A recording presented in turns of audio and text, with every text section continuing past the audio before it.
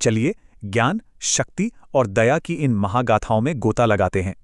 प्राचीन कथाएं इसी सवाल का जवाब देती हैं, दिव्य चुनौतियों से गहरे राज खोलती हैं।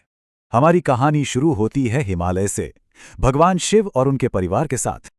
और इस तरह गणेश का जन्म हुआ, एक निर्भीक रक्षक और विघ्नहर्ता। पहली परीक्षा की शुरुआत होती है एक खास इनाम से, ज्ञान का सुनहरा आम। इस महान फल के लिए एक दौड़ रखी गई, ये देखने के लिए कि सबसे योग्य कौन है। कार्तिकेय जो फुर्तीले भाई थे, तुरंत अपने मोर पर दुनिया का चक्कर लगाने निकल पड़े।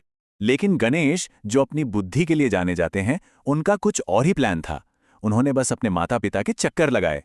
उनका तर्क बहुत ही सरल लेकिन गहरा, मेरे माता पिता ही मेरी पूरी दुनिया है। उनकी इस बुद्धि से सब इतने खुश हुए कि गणेश को ही वो इनाम मिला। ये थी ताकत पर अक्ल की जीत। चलिए अब एक ज्यादा खतरनाक चुनौती की ओर बढ़ते हैं, जिसने खुद देवताओं को खतरे में डाल दिया था।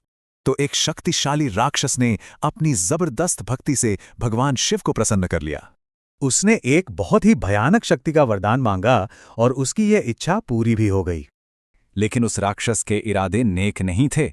उसने अपनी शक्ति का इस्तेमाल सबसे पहले शिव पर ही करना चाहा।